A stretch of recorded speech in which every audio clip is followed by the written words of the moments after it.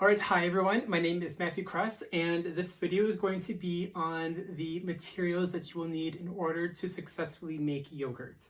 So to go down the line, I'm just going to present everything and then I will talk in detail about each specific item. So first of all, you're going to need a previous batch of yogurt. You're going to need milk, the amount that you're wanting. You're going to need jars or just a huge, you can even do like a huge dish that you want to do your yogurt incubation in. That also works. You will need a stock pot to heat your milk in, and you will need measuring spoons to dose out the amount of yogurt that you will be inoculating with. You will also need a thermometer. You can be as high-tech or as low-tech as you like, but you will need a thermometer. You cannot go around this without doing a yogurt thermometer reading, milk incubation thermometer reading. Next, and these are optional, and this is what I have come to find incredibly useful through my years of making yogurt, and that is a basin that I plunge my jars in to create a water bath so that I can create a very stable temperature as my milk is being transformed, fermented into yogurt.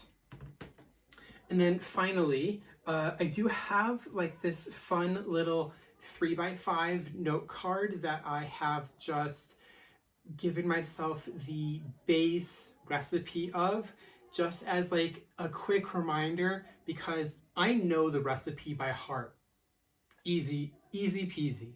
But sometimes it's like, oh, do I cool it down to like 110 or do I cool it down to like 105 or like, oh, just a quick reminder. I have this 3x5. I'll show it to you. Let me move my finger. And all it is just a really brief overview of everything. Heat milk to 180, cool it down, preheat, incubate, don't stir. Longer incubation is more tart, not gelling, increased temp. Just my personal notes. All fit on a 3x5, open my cupboard, give it a glance, oh yeah, and there you go. So these are the main tools that I use. Oh, and a stock pot, of course, to heat my milk in, and then obviously you will need a stovetop to heat the milk on, and an oven to incubate the milk, the inoculated milk in.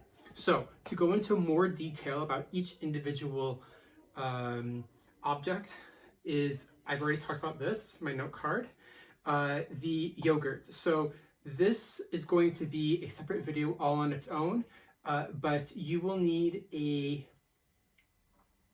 really high quality base yogurt just once.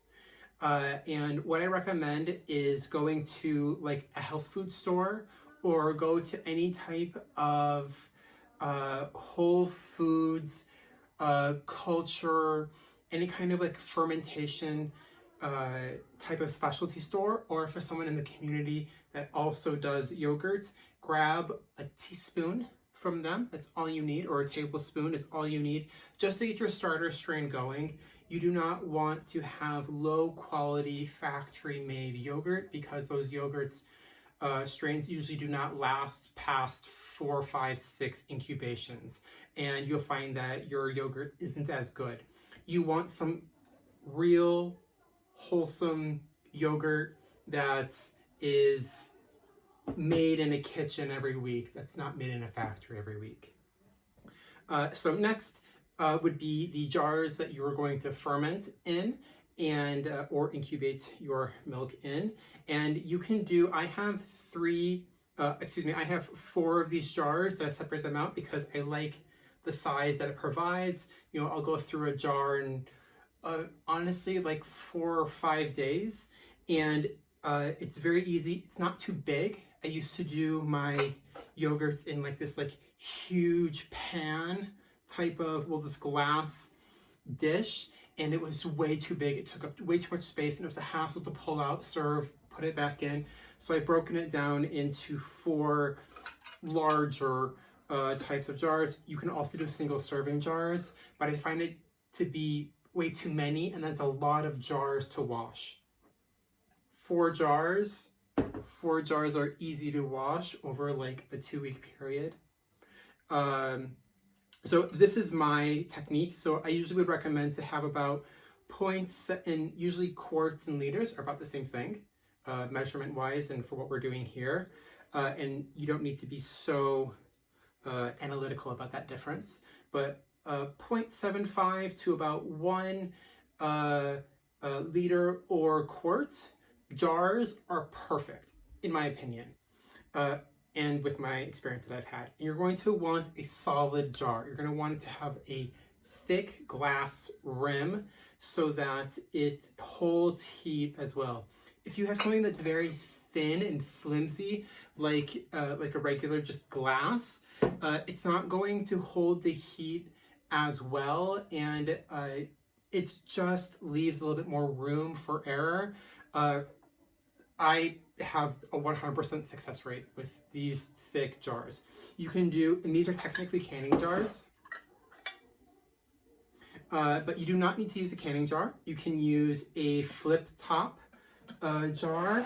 Oh, I think I have one right here.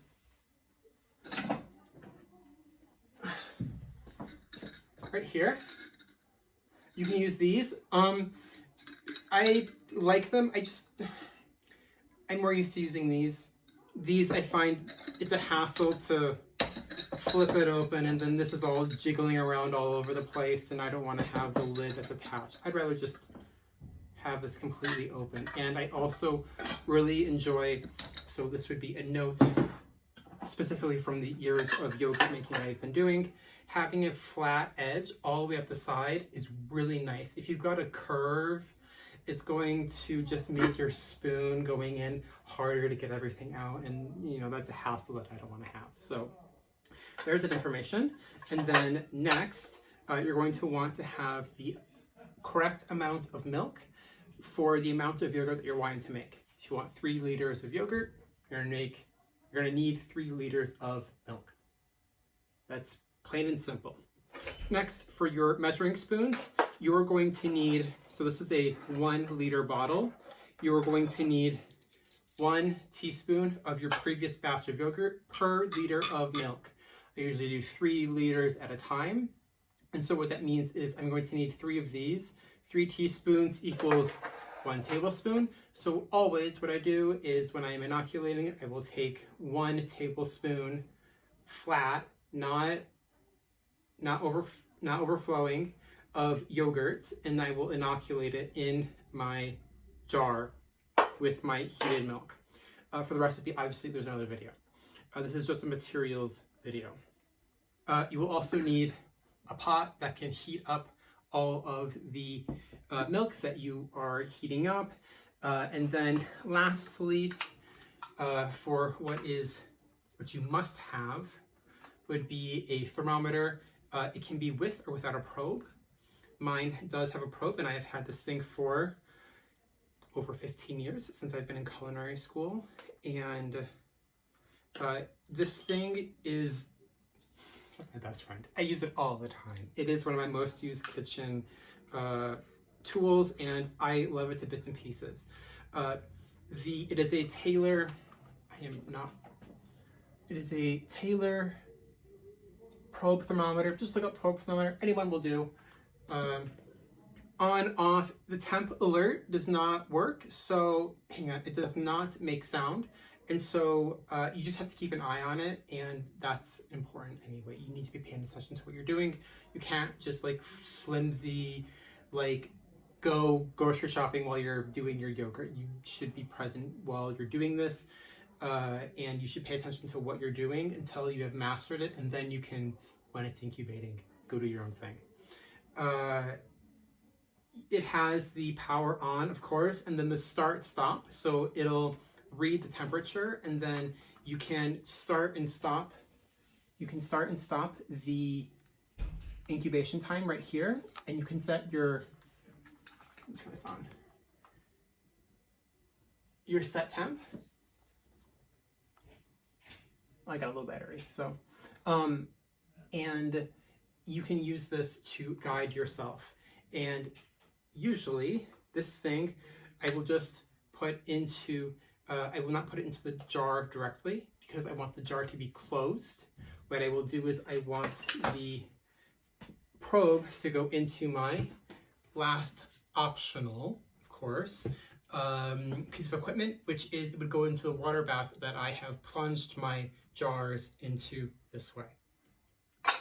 And so what I'll do is I'll have 4 of these in here filled with water, and then my probe in there like this, and I will keep the thermometer base outside of the oven right next to it, and it will tell me how warm my water bath is, and with a timer going, and it will tell me. If you don't have a probe thermometer with a timer, use your phone, use a clock. You know, it's not hard. So those are the main things that you need to pay attention to when you are getting ready to make yogurt. Otherwise, it's very straightforward. There will always, always, always be in the beginning, a time where you are learning what works best for you. This is what works best for me after the years of experience that I have doing this. And this is how I like doing it most. When you are getting ready to get started, try to replicate what works best for other people, find what works for you, and then do that. I think that's about it. I do highly recommend writing down what you are doing and then creating a cheat sheet for yourself for future reference. What gets measured gets managed, and if you are measuring what you're doing, then you will manage how good your yogurt turns out. So those are the materials, and happy yogurt making. If you have any questions, I would love to answer them in the comments below. Thank you for watching, and I'll see you in the next video. Bye.